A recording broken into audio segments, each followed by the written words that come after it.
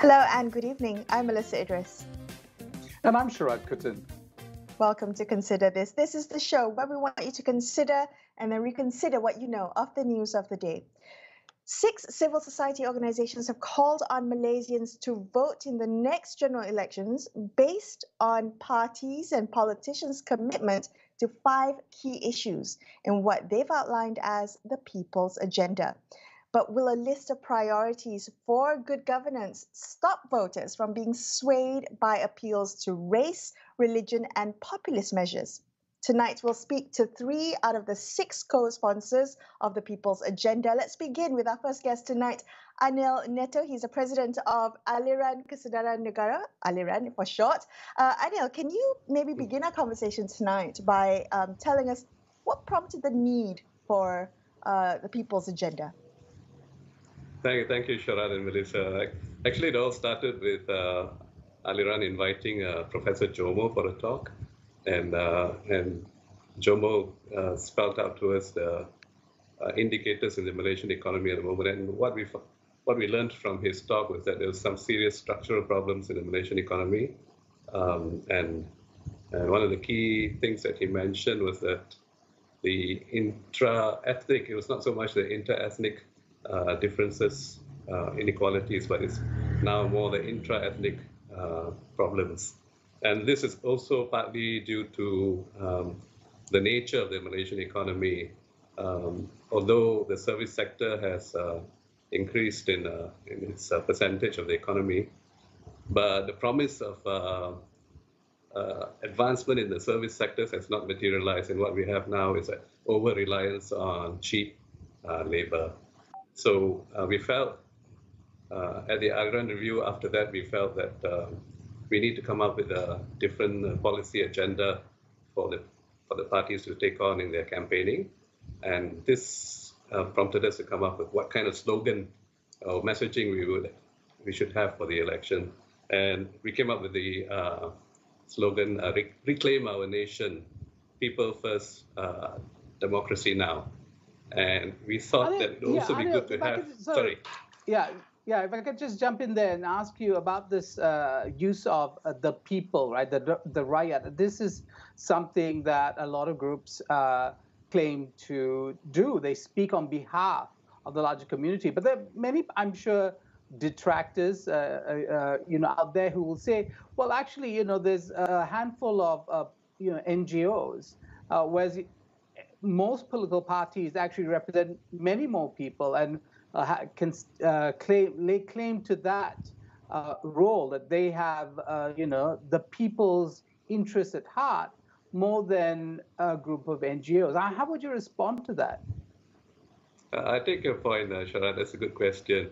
I mean, actually, what prompted us to look at this, come up with this People's Agenda, was our observation of the current political situation in the country, where politicians seem to be jostling along the basis of realignments of different political parties and political personalities, rather than, there's not much, we don't hear much discourse on the social issues of the day. And I think based on what Jomo was talking about, a serious problem with intra-ethnic poverty, intra-ethnic inequalities, and even the middle class is slightly expanding, and not higher up, but it's actually looks like it's expanding, going downwards. Now it's like instead of an M40, he said it's not, instead of an M40, it's now like M50, middle 50%. And these people are struggling to make ends. They're just about making ends meet, but they don't have enough left over for emergencies or much savings. So it's not just a lower income group problem, it's also a middle income group problem, because I think a lot of the middle class are also struggling, yeah. That's definitely true. And the 5 points as laid out in the People's Agenda, I mean, commendable. These are issues of good governance that I'm sure we all know and care about. But what electoral commentators or electoral analysis has shown us over the past few state elections is that voters don't actually place policy highly when it comes to considering who they're going to vote for. It comes down to leadership or prime minister candidate, leadership party, the political parties themselves, even other racial and religious sentiment that's often stirred up during elections. How are you going to get voters to care about policy issues when during elections this is the time that's most fraught with populist sentiment? Yeah, that's the huge challenge. I mean, and what we're trying to do is this process is not going to end here. Our People's Agenda, we'll try and expand it, get more people to endorse. We've got 53 NGOs endorsing us. We're going to try and get more NGOs to come on board. And we're also going to send this People's Agenda to the political parties maybe in the next few days, as well as just before the elections. And then we'll see whether to what extent they can take on some of these things. And after that, we'll probably have a series of webinars, maybe 5 webinars, one on each point in the agenda. And this is where we invite the politicians with our civil society partners and question them on these topics. And we probably have to come back to you, Sharan and Melissa, to get some tips on hard talk and hard talk with these politicians and see whether to what extent they can take. All right. I think, we see civil society is actually a collection of not just interested and people passionate about the country, but also talent and research, and they're bringing new ways to think about issues. So I wouldn't dismiss the role of NGOs and civil society in strengthening democracy and just the life of the nation. But when we see politicians, even with the Pakatan Harapan manifesto, when they actually took power, and people might blame Dr. Mahathir for this, he almost immediately rubbished the manifesto. How do you get politicians not only to use this as leverage in their fight for power, but not to, in fact, junk these ideas once they get into power? Yeah, that's a huge challenge because, as my colleague Dr. Francis Lowe often likes to call it, we are so used to the he calls it the big P politics, the politics of power, personalities, and parties. And what we find is that the Malaysian public is largely disengaged from the political process. And this is where we want to go back to the small p politics of decentralized participatory democracy that will cover the rest of the 5 years rather than just the elections. And that's why we are also looking at, in our People's Agenda, we are also looking at democracy in the sense that we want it to be decentralized as well. To the local level, state level, and local level, not just the state level, but at the local level as well, so that people can have a part to play in the political process and not just every 5 years. At the moment, what we find is that after the general elections, a lot of people just disengage from political parties, from the political process, and they think that they've done their duty and they can sit back for the next 5 years. We want to try and change that narrative as well. And hopefully with this People's Agenda, we'll try to inject some of these concerns in while the campaign is going on. And even after the general election itself, it's not something we shut down after that, no? Try and continue after that. Right. All right, Anil, thank you so much for joining us on the show today. Anil Neta from Aliran. We're going to take a quick break here and consider this. We'll be back with more. Stay tuned.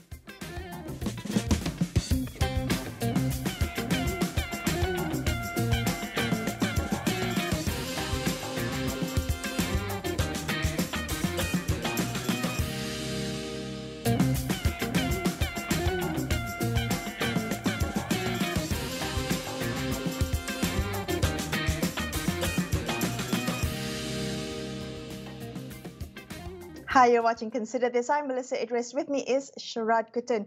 Let's speak now to Peter Kalang, chairperson of Save Rivers. It's one of the NGOs co-sponsoring the People's Agenda that was launched today. Peter, one of the points in the People's Agenda focuses on sustainable development, on addressing the climate crisis. I'm just wondering, based on your observations, is the climate crisis currently on the electoral agenda? I mean, do we have examples of climate leadership amongst this current crop of politicians? And is it being demanded of them by the electorate? Yeah, thank you very much for having me. First of all, I don't see anybody from any of these existing political parties which are putting this as a very important aspect of our development. So that's why we feel that there need to be some voices from the electors, or the voters rather, to pressure them in doing so, because this crisis is not something that is foreign and only other parts of the world, but it's affecting us directly in Malaysia with all that is happening around us, even in the rural area, in the urban area, it's the same thing. So I would like to hear that politicians come up with this, and we, the people who vote for them, should vote for people who put this as a priority in the agenda. Peter, we see in the peninsula quite a bit of devastation, and there are links, of course, to climate change and also the lack of climate resilience that we have built into our cities, for instance. But when we look at the territory of Sarawak, for instance, could you help us understand how this particular call on voters as well as political parties to prioritize certain principles of governance, how does it work in a place like Sarawak? And are Sarawakians keen on viewing their politics through lenses other than, say, party loyalty or personalities? Yeah, this is one peculiar thing, in this part of the world. I don't know whether it applies only to Sarawak or perhaps in most places in Malaysia as well. Because when we go for election, we forget about things like what happened, the landslide that we have, and then this constant, occurrence of flood, and all this shallowing of the river. All these are because of what all these industries are doing, like all this monoculture plantation, big scale industrial size plantation, logging, which are just going unstoppable. And then even now that they said that they require sustainable logging, properly certified, even that, what they do on the ground is not like what it is spelled out in the guideline. So but internationally we talk about our commitment to biodiversity, conservation, and all that. But I don't see that being championed, being as something that is discussed intensively, either in the political circle or even the voters. Probably the reason is a lot of our people are not aware, or they cannot connect what is happening, the disaster that they experience. They cannot connect it to the land use. And who are the people who give license for land use? These are the power to be. So the people that we vote. But like some part of Sarawak, like I said earlier on, for the last 4 months, this year, for the first quarter of this year, we have experienced bad cases of flood, in the Baram area and a lot of places. And then this is because of the sand dredging that is going on, and then the flow of the river is affected, and all this the plantation, big plantation, they disregard the buffer zone that is required. The clearing is all the way down to the bank of the river, and then of course logging is still going on, and then there is a lot of sanitation things. I mean, many examples that you can cite for us, definitely. But can I ask you, so you said that it's not connecting to the voter. How can we make it connect to the voter? How will the people's agenda make it connect to the voter? What kind of communication will you have to make sure that people understand these are all the impacts of climate change, and to demand better climate leadership from elected representatives? what we are doing on the ground at the moment, our organization, we start small actually because we are a very small organization. We have engaged people who are knowledgeable in this area. We are going out to do studies to get the social data, to get the people who know about hydrology, people know about what is a proper way for land use and all that.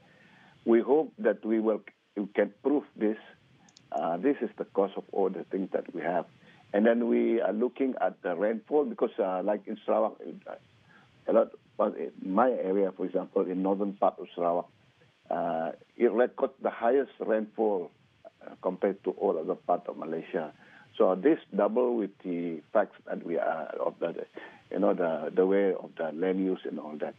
So we are trying to do that as NGO to make the people know that actually this is because of that this is because of the policy. That is what we are trying to do our work. But hopefully it will become something that greater awareness among the electorate. Yeah. Peter, thank you for joining us on the show today. Peter Kalam from the NGO Save Rivers. After this, we turn our attention to Sabah. We'll be speaking to Anne Lasimbang. Stay tuned. We'll be right back.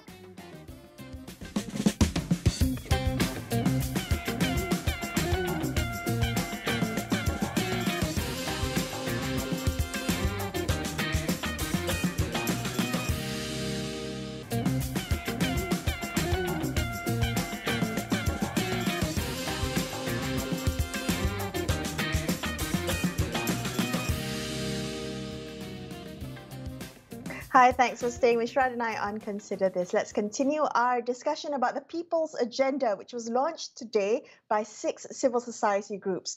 They're urging Malaysians to consider political candidates' commitment to 5 key issues when casting their vote at the next general elections. So let's speak now to another co-sponsor of the People's Agenda. Anne Lasimbang is the Executive Director of Partners of Community Organizations in Sabah. PACOS Trust is dedicated to supporting indigenous communities in Sabah. And are there parts of the People's Agenda that is specific to or most relevant to Sabah? Well, hi, Melissa. I think for us in Sabah, the 5 agenda is all relevant, but because the population, there is a divide between the urban and rural community. So we feel that agenda number 1, dignity and quality of life of people, is very important to us because we want the access of education, good communication to rural area. Of course, although promoting equitable, sustainable development and addressing climate change is also very relevant, and celebrating diversity and inclusiveness is also important, as well as saving democracy and upholding the rule of law and fighting corruption and cronyism. I think they're all very important to Sabah. And how do you see the way in which voters think, right, or ordinary people think about these issues?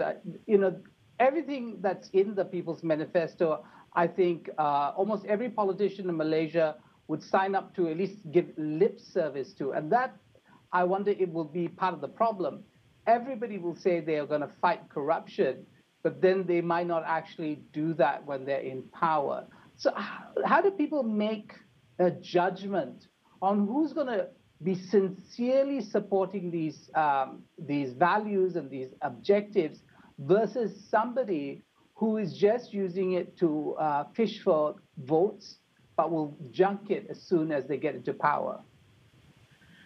Well, I think the population at large must have very high level of awareness, and I think this is where civil society organizations have a role to play, because civil society, we are the bridge between the ordinary people and the government, and we can feel the heartbeat and the pulse of society.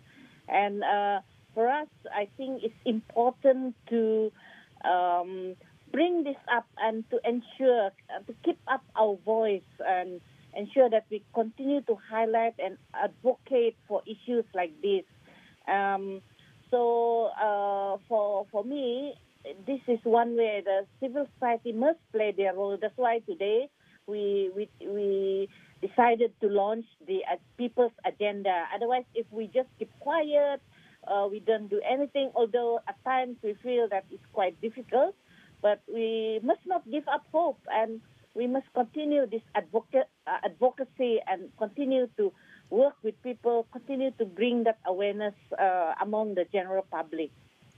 Right. I completely agree with you in terms of the role of a civil society as a bridge. You are working with people on the ground. You have direct access to the thinking and the conversations. Can I ask you, Anne, just your observations in the people of Sabah? How has the conversation shifted from the last general elections? Has consciousness changed? Is there more awareness, more consideration, and gravitas weight being put into issues of good governance? Well, I think because of since general election, the last general election, we have had a lot of instability in the country, and then coupled with COVID-19, and so people were just trying to survive, and sometimes it's difficult to talk about politics. The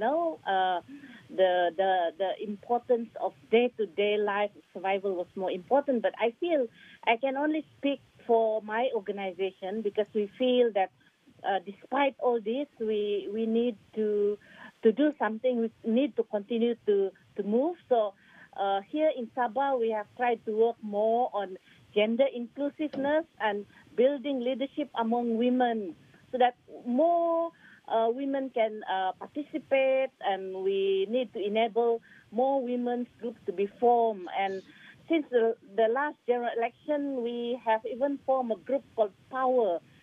It's Pergerakan Orang Wanita Empowerment and Revolution.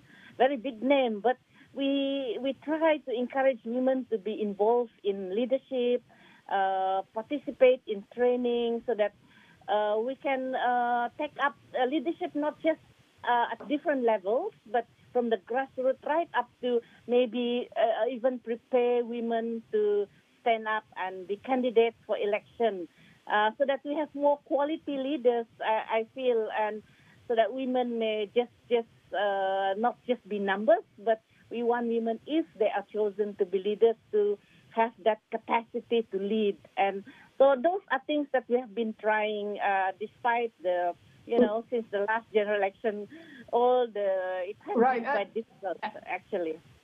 Yeah, and sorry, the last 2 minutes that we have, I just very quickly, if you can answer the question that is on a lot of people's minds. It's not just a question of choosing political parties.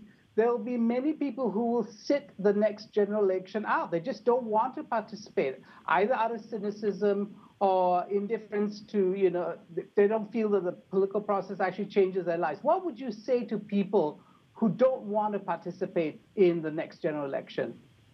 Yeah, I know many people don't want to participate. Almost people say, oh, what is politics? Well, it's the same anyway. But I think for us, we must continue to have hope.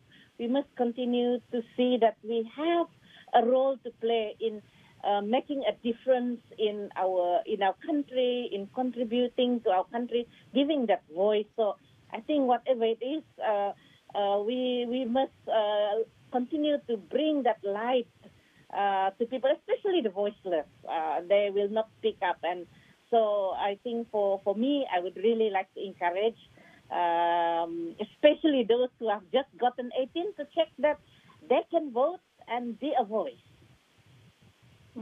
All right, Anne, thank you for joining us on the show tonight. Anne Lasimbang from Partners of Community Organizations in Sabah. And that wraps up this episode of Consider This. I'm Melissa Idris. And I'm Sharad Kuttan, signing off for the evening. Thank you so much for watching. Good night. Good night.